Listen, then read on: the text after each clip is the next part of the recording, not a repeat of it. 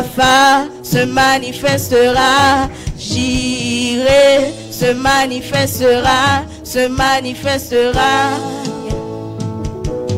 Yahweh se manifestera. Rapha se manifestera.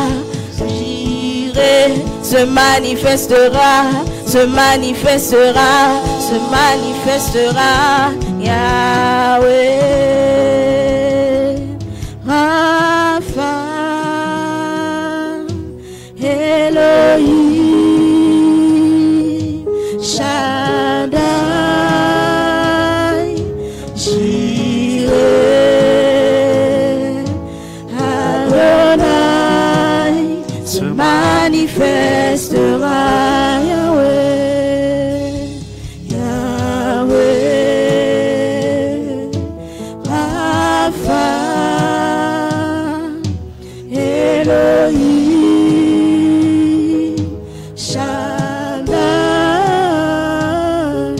Jireh, Adonai, se manifestera. Père de grâce, merci pour tout ce que tu fais.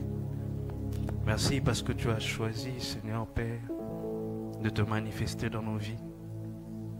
Merci, Seigneur, parce que tu es le roi de rois, le prince de paix. C'est lui qui existe par lui-même. Tu n'as ni début, ni fin. Tu es le même hier, aujourd'hui, éternellement. Tu es celui, Seigneur Père, qui a dit à Moïse, je m'appelle je suis. Tu y es, Seigneur Jésus. Et tu es le plus grand, le plus intelligent, le plus sage. Tu es la personne la plus incroyable qui puisse exister, Seigneur. Que ton nom soit béni encore ce matin. Que ton nom soit encore glorifié ce matin. Que ton nom soit encore sanctifié ce matin dans nos vies. Et que ton nom soit encore élevé ce matin. C'est par ton Saint puissant que j'ai ainsi prié et je dis Amen. Est-ce qu'on peut acclamer pour le Seigneur des armées? On peut bien acclamer le Seigneur des armées.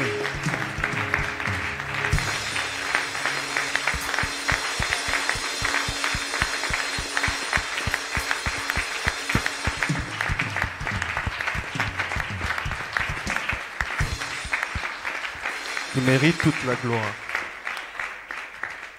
Il mérite toute la gloire. On peut se rasseoir.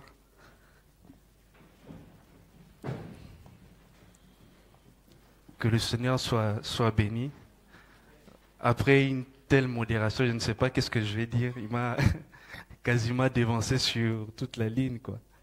Que le Seigneur bénisse le frère Clément. Et je remercie encore l'équipe pastorale et ainsi que tous les membres du CP pour la confiance. Sans plus tarder, je donnerai le thème de ce matin. Ça ira dans le même sens que ce que le modérateur de ce jour a dit. Et le thème de ce matin, c'est un désir. C'est le vouloir de Dieu pour nos vies. Et le thème, c'est Dieu veut que nous puissions vivre sa gloire. Ce n'est pas moi, c'est Dieu qui le veut au fait. Et il veut que nous puissions vivre sa gloire. Nous lirons dans Luc, chapitre 5, du verset 1 au verset 11. Luc, chapitre 5, 1 à 11, la Bible va dire, on peut se tenir debout pour recevoir la parole de Dieu. Comme Jésus se trouvait auprès du lac de Génézareth, et que la foule se pressait autour de lui pour entendre la parole de Dieu, il vit au bord du lac 2 barques, d'où les pêcheurs étaient descendus pour laver leurs filets. Verset 3. Il monta dans l'une de ces barques qui était à Simon. Il le pria de s'éloigner un peu de terre. Puis il s'assit et de la barque il enseignait la foule. Lorsqu'il eut cessé de parler, il dit à Simon, « Avance en pleine eau et jetez vos filets pour pêcher. » Verset 5, Simon lui répondit, Maître, nous avons travaillé toute la nuit sans rien prendre, mais sur ta parole, je jetterai les filets. Peut-être c'est l'interrogation d'une personne ce matin. Peut-être que tu t'es dit depuis le début de l'année, j'ai cherché quelque chose, j'ai cherché à ce que le Seigneur m'exauce, mais jusque-là, il n'y a encore rien. Le Seigneur te dit encore, jette ton filet. Et verset 6, l'ayant jeté, ils prirent une grande quantité de poissons, et leur filet se rompait. Ils firent signe à leurs compagnons qui étaient dans l'autre barque de venir les aider. Ils vinrent et ils remplirent les 2 barques au point qu'elles s'enfonçaient. Verset 8. Quand il vit cela, Simon-Pierre tomba aux genoux de Jésus et dit, « Seigneur, retire-toi de moi, parce que je suis un homme pécheur. » Car l'épouvante l'avait saisi, lui et tous ceux qui étaient avec lui, à cause de la pêche qu'ils avaient faite. Verset 10. Il en était de même de Jacques et de Jean, fils de Zébédée, les associés de Simon. Alors Jésus dit à Simon, « Ne crains point, désormais tu seras pêcheur d'hommes. » Et ayant ramené les barques à terre, ils laissèrent tout et le suivirent. Amen. On peut reprendre place.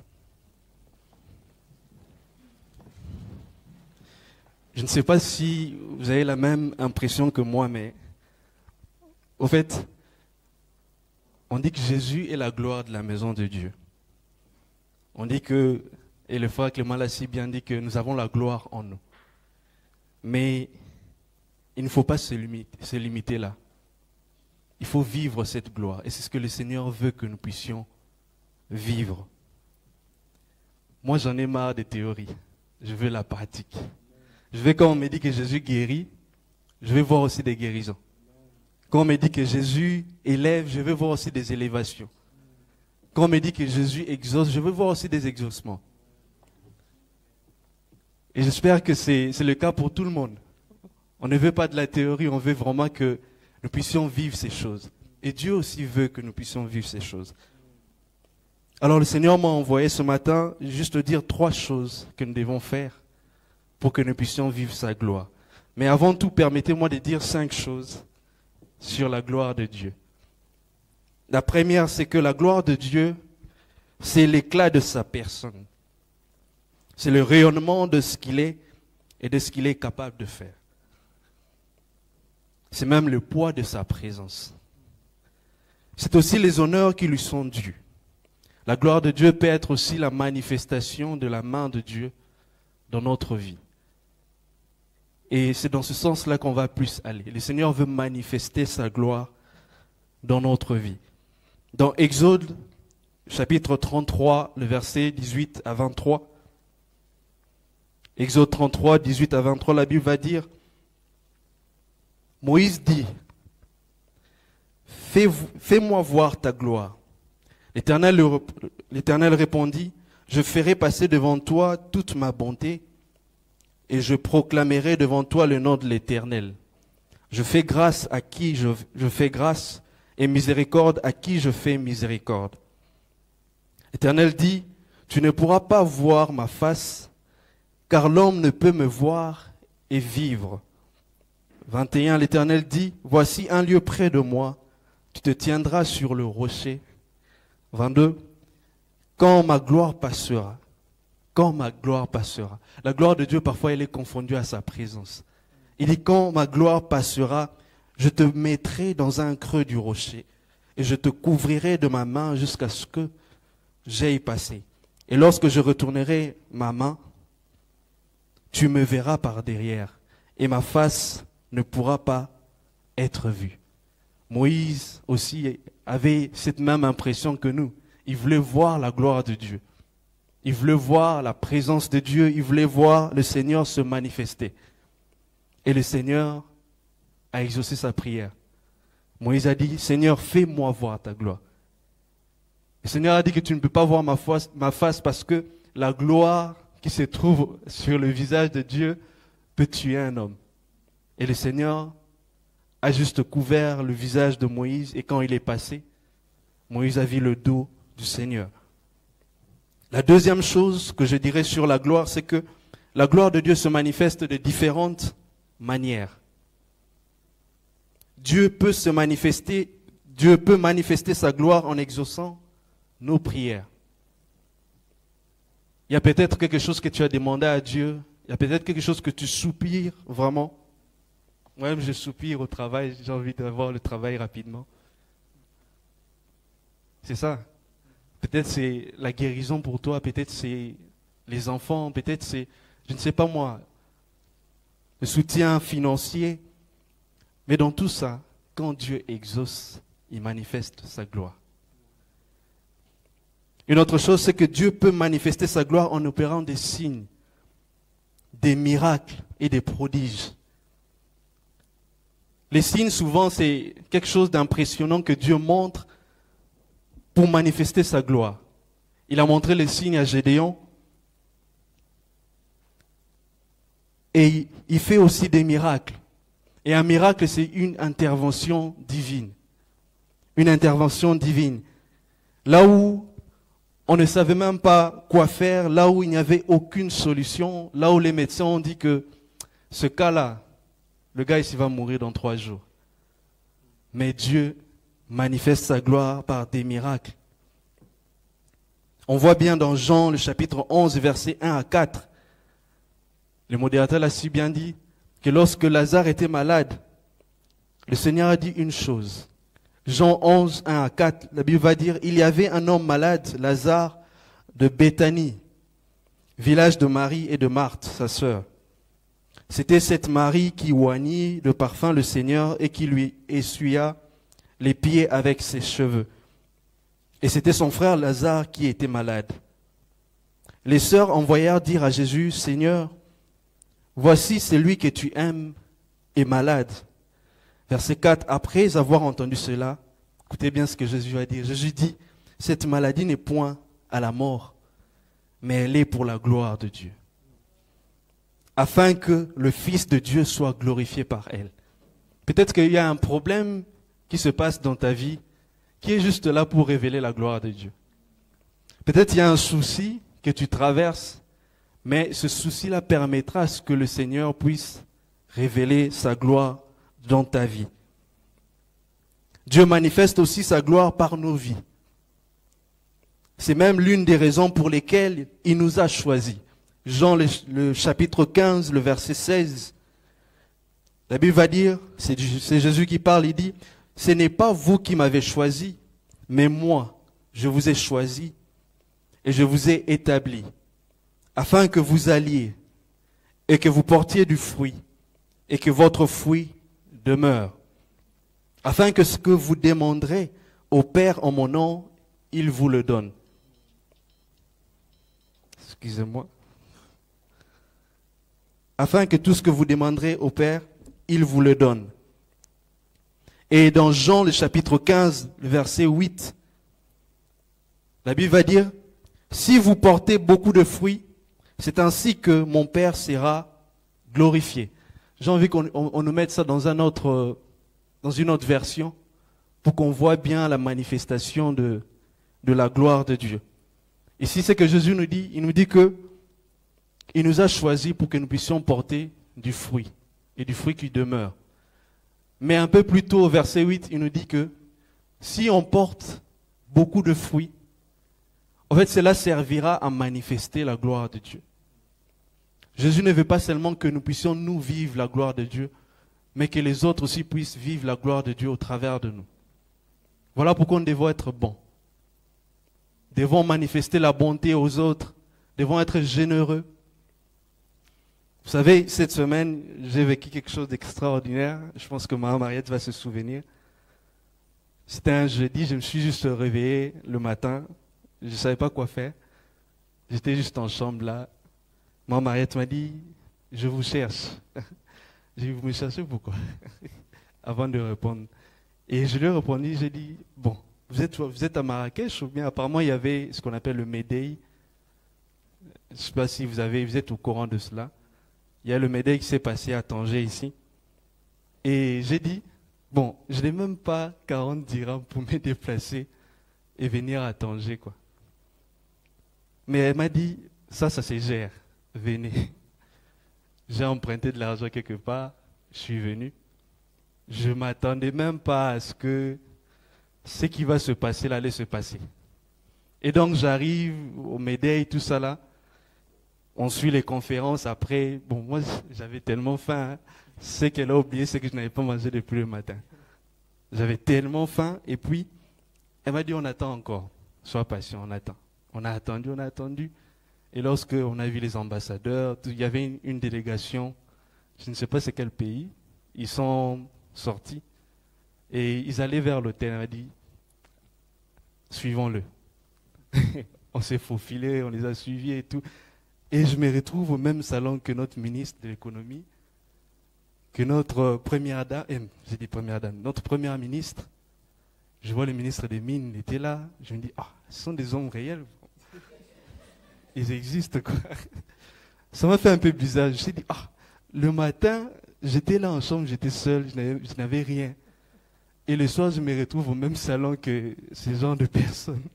Ce n'est pas un signe que Dieu m'envoie, en fait. Et puis, bon, le ministre de l'économie, j'ai étudié avec sa fille, je l'ai approché, j'ai dit, monsieur le ministre, bonjour, j'ai étudié avec... En ce moment-là, même si vous n'êtes pas souriant, vous allez devenir souriant. Même si vous êtes... C'est terrible, quoi. J'ai dit, j'ai étudié avec votre fille, comme ça, elle s'appelle telle, nanana. Et puis, il va me dire, non, elle aussi, elle est devenue ingénieure civile et tout. J'ai dit, ok. On a pris, parce qu'il voulait me prendre la photo, il a pris la photo avec moi pour montrer à sa fille et tout.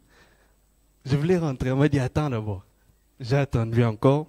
Et puis, bon, on était assis, hein, j'étais juste là. Et je vois une dame qui vient me saluer. Elle vient, elle s'approche de moi. Moi, je dis, ah, elle cherche quoi? Je me suis levé, donc je l'ai saluée. Mais cette salutation était lourde, en fait. C'était une salutation lourde. Ça a pesé, la main a pesé. Je ne voulais même pas lâcher la main. Ça pesait tellement. Elle m'a dit, je suis la grande sœur de celle avec qui tu as étudié et tout. Donc, passe une bonne soirée. Ça pesait, hein? Ça pesait, bon. Ça pesait. Donc, j'ai fait ça. J'ai regardé à gauche, à droite, j'ai mis dans la poche. Je ne savais pas c'était combien, mais ça pesait quand même. Et donc, quand je suis rentré, j'ai regardé comme ça. Waouh, 1000 dirhams. Gratuitement comme ça. Donc, le Seigneur, il est celui qui manifeste sa gloire.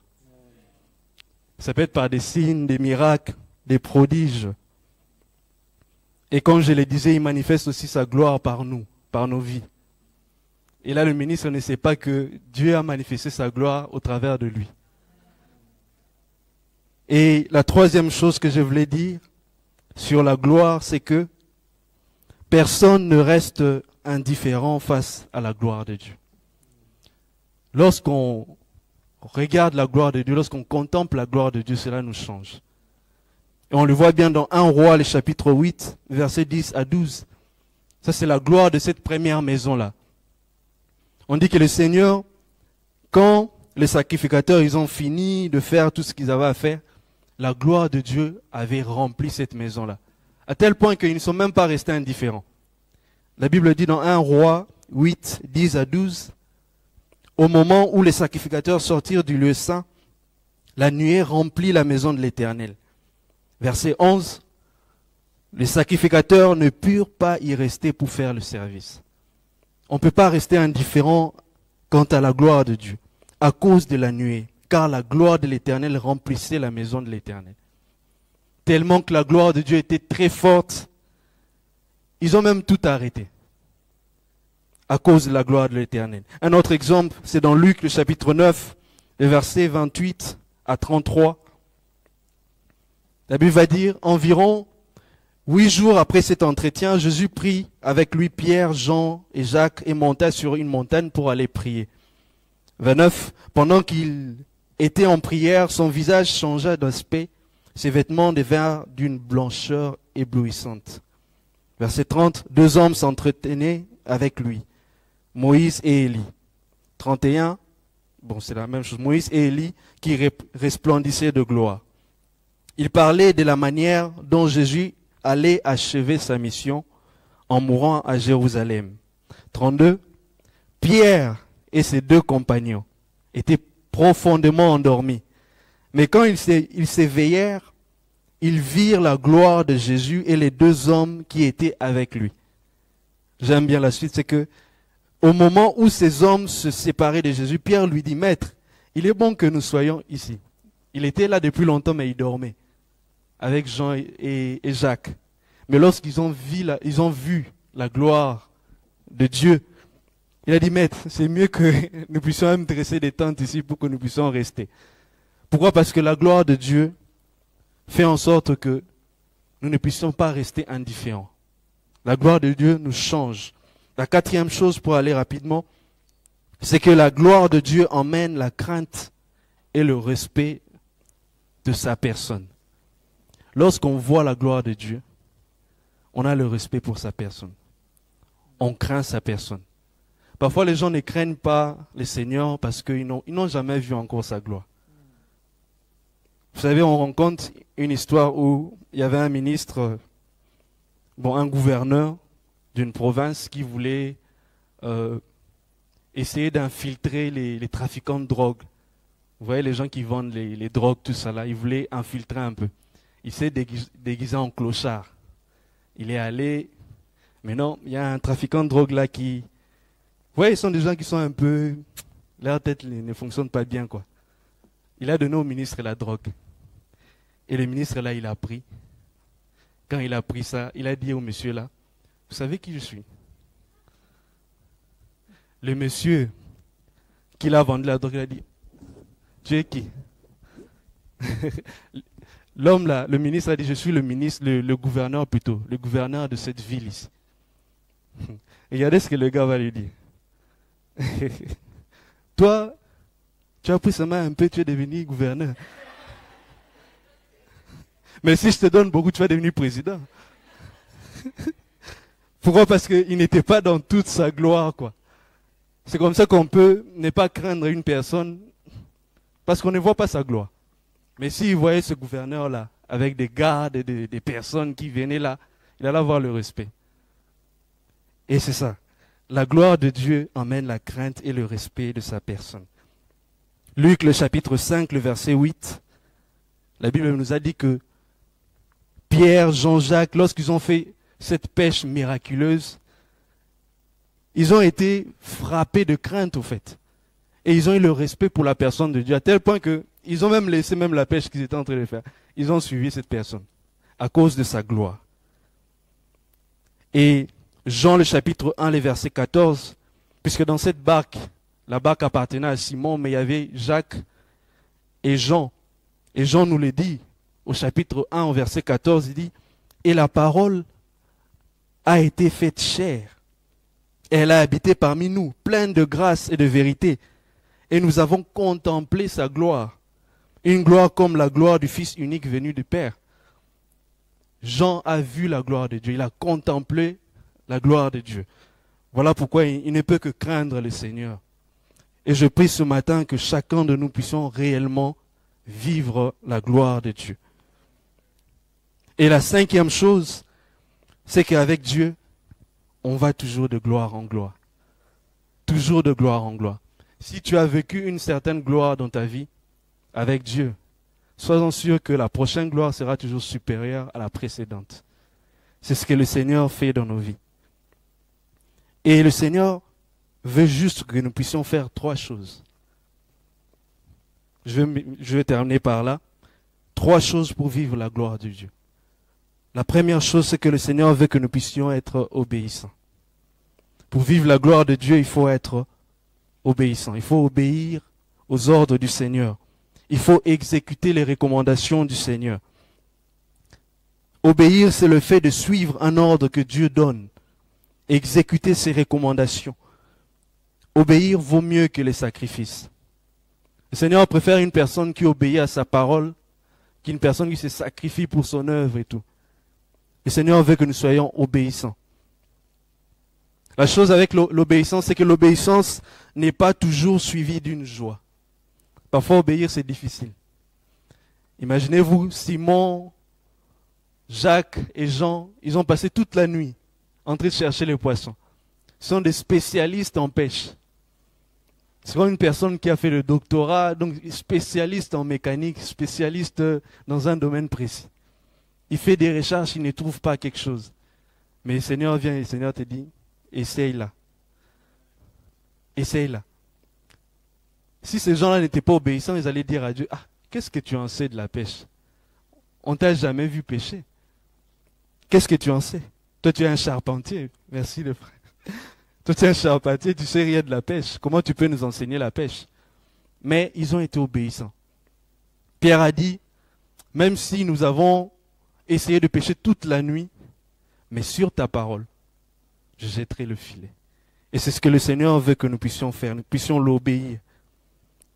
Obéir, ce n'est pas toujours facile. Moi, pour parler pour ma part, le Seigneur m'a demandé de rester au Maroc ici.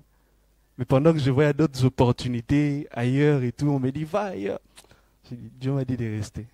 Même s'il n'y a encore rien, il m'a dit, reste là. Et cette parole, c'était pour moi. Il m'a dit, reste là. On le voit aussi avec Jésus. C'est que Jésus, lorsqu'il était à Gethsémani, le Seigneur, il a tellement soupiré, il a dit, Seigneur, ôte cette coupe. Mais il ne voulait pas faire sa volonté, il voulait juste obéir à la voix de Dieu.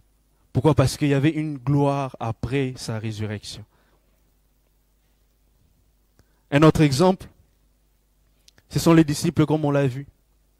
Ils ont obéi et ils ont vu la gloire de Dieu. La deuxième chose que le Seigneur veut que nous puissions faire, c'est de manifester la foi. Le Seigneur veut que nous puissions manifester la foi parce que sans la foi, impossible de voir la gloire de Dieu. Impossible de voir la gloire de Dieu. La foi, c'est le moteur même de la vie chrétienne. Vous voyez, quand vous voyez un véhicule, il roule grâce au moteur. S'il n'y a pas de moteur, il n'y a pas moyen qu'il roule. Et la foi, c'est le moteur même de la vie chrétienne. Nous aimons grâce à la foi. C'est parce que nous croyons que Dieu existe que nous aimons. C'est parce que nous croyons que Dieu existe que nous arrivons à pardonner. Et c'est la foi qui maintient même notre vie spirituelle. La foi, c'est connaître la destination en ignorant le parcours. C'est suivre aveuglement ce parcours en regardant la destination. Souvent, lorsque Dieu fait la promesse, il ne te montre pas le parcours. Il montre juste la destination. Mais la foi, c'est avancer aveuglement et suivre les recommandations du Seigneur. La foi, c'est aussi la preuve tangible de ce que l'on espère. C'est la preuve tangible. Et dans Hébreux, chapitre 11, c'est l'une des rares fois où dans la Bible, on donne une définition claire d'un terme. La Bible va nous dire, « Or la foi est une ferme assurance des choses qu'on espère. » Il y a beaucoup de gens qui confondent la foi et l'espérance. Plein de personnes sont dans l'espérance, mais pas dans la foi. La foi, c'est une ferme assurance des choses qu'on espère. L'espérance, ce n'est pas nous qui la créons. C'est Dieu qui crée l'espérance. Quand il te dit que tu auras autant d'argent demain, il a créé de l'espérance. C'est quelque chose qui existe mais dans l'invisible. Mais la foi, c'est être rassuré.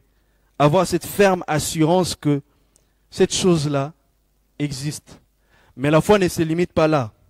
C'est une démonstration de celle qu'on ne voit pas. La foi est du domaine du visible. La foi, ce n'est pas juste l'invisible. La foi est du domaine du visible parce que il faut démontrer que tu crois. On rencontre l'histoire d'un jeune garçon à qui le Seigneur avait dit « Tu vas voyager ». Et il n'avait pas de passeport, il n'avait rien et tout. Hein. À chaque fois qu'il allait prier, le Seigneur dit « Je vais t'emmener à l'extérieur ». Il attendait. Le Seigneur dit « Je vais t'emmener à l'extérieur ». Il avait un problème de foi. Il ne posait aucune action. Il ne démontrait pas réellement qu'il croyait. Et la foi, c'est ça, c'est la démonstration de choses que l'on ne voit pas. Et dès lors que le monsieur, il est parti faire son passeport, il a fait son passeport, il a fait tous ces trucs-là, directement le Seigneur a ouvert les portes. Et il est parti. Et la foi, c'est ça. devons démontrer au Seigneur que nous croyons réellement.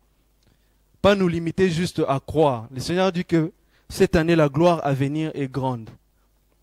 Mais nous restons juste, nous espérons que la gloire soit grande, ou bien qu'est-ce que nous faisons de manière pratique pour montrer que réellement, Seigneur, nous croyons. Il y a tellement d'histoires comme ça. Il y a une histoire où il y avait un couple qui avait toujours le problème de fertilité. Et eux, ce qu'ils ont fait, c'est que ils ont organisé une genre de fête là pour leur bébé. Le bébé n'existait pas. Ils ont organisé une fête là et les gens sont venus. Normalement, cette fête là, je ne sais plus comment on appelle ça, mais c'est une fête où baby shower. Je ne connais même pas ça.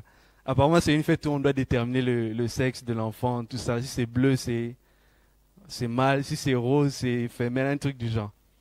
Ils n'avaient pas d'enfants. Mais la foi qu'ils ont manifestée, ils ont organisé cette fête.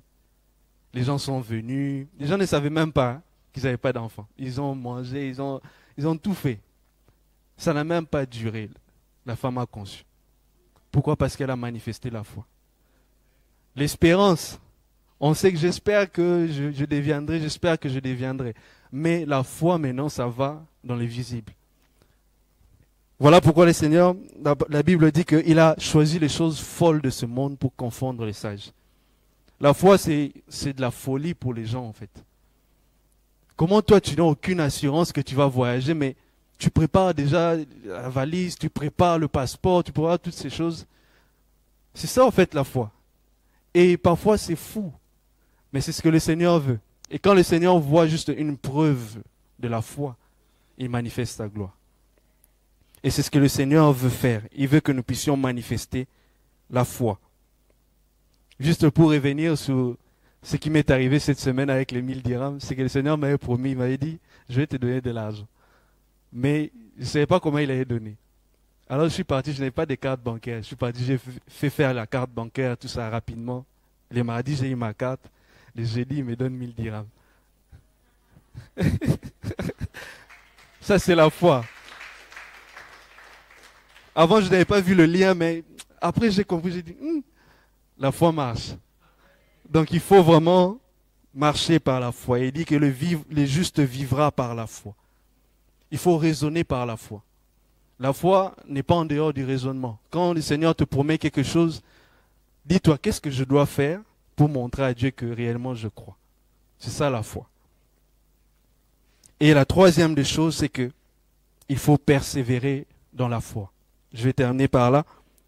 Vous verrez que parfois, vous pouvez manifester la foi, rien ne se passe. Vous manifestez encore la foi, rien ne se passe. Mais le Seigneur dit, il faut persévérer dans la foi. Et on le voit dans 1 Roi, le chapitre 17, le verset 1 et 1 Roi, le chapitre 18, le verset 42 à 45. Dans 1 Roi, chapitre 17, verset 1, la Bible dit, Élie, le Tishbite, l'un des habitants de Galade, dit à Akab, l'Éternel est vivant, le Dieu d'Israël, dont je suis le serviteur. Il n'y aura ces années-ci ni rosée ni pluie, sinon à ma parole. Et Élie était terrible, hein? Il était tellement terrible. Donc il s'est levé un bon matin comme ça, donc pas de pluie ni de rosée, lui-même il a décidé en ma parole. Quelle audace! Et cela se fait pendant près de 3 ans comme ça. Rien, pas de pluie ni rosée, rien absolument. Et dans 1 Roi, chapitre 18, verset 42 à 45, la Bible va dire, Akab monta pour manger et pour boire, mais Élie monta au sommet du Carmel. Élie maintenant va commencer à prier pour faire revenir la pluie. Et se penchant contre terre, il mit son visage entre ses genoux et il dit à son serviteur, monte, regarde du côté de la mer. Le serviteur monta, il regarda et il dit, il n'y a rien. Il a manifesté la foi, il a prié pour la pluie, mais il n'y a rien. Et la Bible va dire qu'il va répéter ça 7 fois. Il a persévéré. Et c'est la troisième des choses que nous devons faire, nous devons persévérer. Même lorsqu'on manifeste la foi, il n'y a rien qui se passe. Le Seigneur dit continue de manifester la foi et quelque chose se passera. Et dès que, à la 7e fois, verset 44, il dit, voici un petit nuage qui s'élève de la mer. C'était tellement un homme de foi qu'il a juste vu un petit signe, il a dit, c'est déjà fait. Il est parti. Et puis, quelques instants après, dans le verset 45, on dit, en peu d'instants, le ciel s'obscurcit par les nuages, le vent s'établit, il y eut une forte pluie à cause de la persévérance de Élie. Que le Seigneur bénisse sa parole.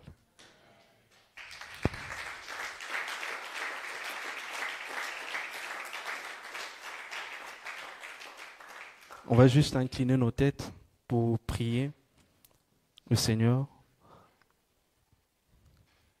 Premièrement, dire à Dieu, Seigneur, je veux t'être obéissant.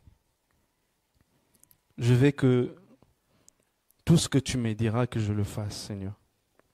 Il pouvait dire dans sa parole qu'il préfère une personne à qui il dit fais ceci, la personne hésite et le fait, qu'à une personne à qui il dit fais ceci, et la personne dit je le ferai et ne fait pas. Alors demande à Dieu, Seigneur, je veux t'être obéissant. Je veux exécuter tes recommandations, exécuter ton ordre. Prions le Seigneur. Seigneur, je te prie, Seigneur, pour moi, pour mes frères et sœurs, Jésus. Père, que nous puissions réellement vivre dans l'obéissance. La gloire est cachée derrière l'obéissance, Seigneur. Comme toi-même tu l'as fait, Seigneur Jésus. Tu as obéi, tu es allé sur la croix. Voilà pourquoi tu as été glorifié, tu as reçu le nom au-dessus de tout le nom. Seigneur, nous voulons être obéissants. Obéissants à ta parole. Obéissants, Seigneur, à tes directives. À ce que tu nous demandes de faire. Nous voulons être obéissants, Jésus. Saint-Esprit, de par nous-mêmes, parfois nous n'arrivons pas. Saint-Esprit, viens nous aider à être réellement obéissants. Sans toi, on ne peut rien faire. Aide-nous à être obéissants. Aide-nous, Seigneur Jésus. Aide-nous, Seigneur Jésus. Le deuxième sujet, tu vas juste dire à Dieu, Seigneur, aide-moi à manifester la foi. Si je n'ai pas d'idée, si je ne sais pas comment, qu'est-ce que je dois faire réellement de façon pratique pour manifester la foi, pour démontrer la foi, Seigneur, aide-moi à manifester la foi. Toujours dans l'hébreu, la Bible pouvait dire que c'est lui qui fait naître la foi, c'est lui qui fait grandir cette foi. Prions le Seigneur. Seigneur, aide-nous à manifester la foi. Aide-nous, Seigneur, à poser des actions de foi. Aide-nous réellement à vivre cette gloire. Mais cette gloire passe par la foi, Seigneur. Et la foi, c'est une folie. Aide-nous à ne pas regarder autour de nous. Qu'est-ce que les gens vont dire de moi? Qu'est-ce qu'ils vont penser de moi? Mais aide-nous réellement à vivre par la foi. Tu dis que le juste vivra par la foi. Et tu dis que c'est juste en vivant par la foi que nous te plaisons. Abraham a marché dans la foi. Voilà pourquoi il est allé dans un endroit où il ne savait même pas. À cause de ta parole. Il a fait ce geste de partir. Abel a sacrifié cet animal par la foi. Seigneur, aide-nous à réellement manifester la foi.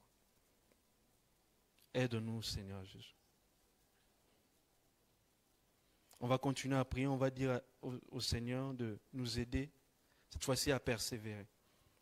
Parfois, les situations, les circonstances sont tellement difficiles qu'on a juste on a juste envie de tout abandonner. Mais que le Seigneur nous aide à persévérer. Prions le Seigneur. Seigneur Jésus, nous voulons réellement persévérer. Persévérer dans la foi, Seigneur. Peu importe ce qui se passe dans nos vies, peu importe les manquements, peu importe tout ce que nous pouvons vivre, Jésus. Peu importe, Seigneur Jésus, le temps que peut prendre ta promesse, aide-nous à persévérer, Jésus. La chose la plus précieuse que l'ennemi essaye d'enlever en nous, c'est la foi. Aide-nous réellement à conserver notre foi et bien même à grandir dans cette foi, Seigneur. Merci énormément pour ta parole. Merci pour ce matin, Seigneur. Que ton nom soit glorifié et encore élevé dans nos vies. Au nom de Jésus, j'ai ainsi prié. Amen.